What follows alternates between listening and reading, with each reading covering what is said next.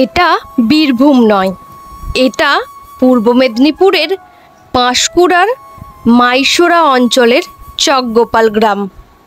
এখানে এলে আপনি ভাবতেই পারেন আপনি বীরভূমের তারাপীঠে পৌঁছে গিয়েছেন, কারণ এই গ্রামেই 6 একর জমিতে তৈরি হয়েছে রাজ্যের দ্বিতীয় তারাপীঠ মন্দির। যারা দূরত্বের জন্য বীরভূম তারাপীঠ মন্দিরে যেতে পারছেন না, তারা পূর্ব মেদিনীপুরের পাঁশকুড়ার কাছে এই তারামায়ের মন্দির দর্শন করে আসুন।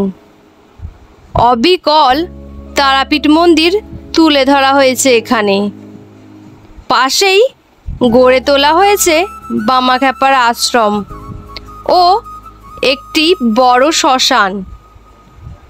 মূল মন্দিরের উচ্চতা 80 ফুট, ফলে গর্ভগৃহে মাতৃপ্রতিমা দর্শন করতে হলে আপনাকে ডিঙোতে হবে 51 ধাপ সিঁড়ি।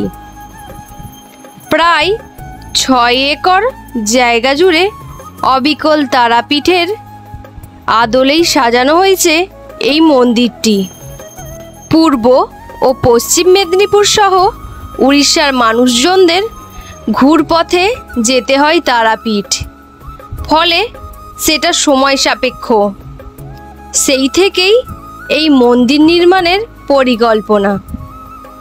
মূলত পাঁশকুড়া ও আশেপাশের স্বর্ণকাররা নিজেদের উদ্যোগে এবং খরচে এই মন্দিরটি তৈরি করেছেন। তাদের বক্তব্য, মা তারার চরণে পুজো দিতে আর ছুটতে হবে না তারাপীঠে, এবার চকগোপাল গ্রামের এই মন্দিরেই এসেই পুজো দিতে পারবেন এই অঞ্চলের পুণ্যার্থীরা। মন্দিরের প্রধান পুরোহিত জানিয়েছেন, বীরভূমের মা তারা যে উপাচারে পূজা পান, এখানেও সেভাবে পুজো ও ভোগ দেওয়া হয়। মায়ের সমস্ত আচার রীতি মেনেই পুজো হয়। মন্দিরটি অবিকল তারাপীঠ মন্দিরের আদলে তৈরি হয়েছে, তাই অনেকেই একে পাঁশকুড়ার তারাপীঠ বলে ডাকছেন। কয়েক কোটি টাকা ব্যয়ে মন্দিরটি নির্মাণ করা হয়েছে বলে জানিয়েছেন ট্রাস্টি বোর্ডের সদস্যরা।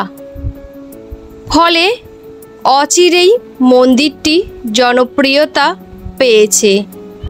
করোনাকালে জানুয়ারি মাসে উদ্বোধন হয়ে গিয়েছে পাঁশকুড়ার তারাপীঠ চকগোপাল গ্রামের তারামায়ের মন্দির। গর্ভগৃহে অধিষ্ঠিত দেবী মূর্তিটিও অবিকল তারাপীঠের মা তারার আদলে।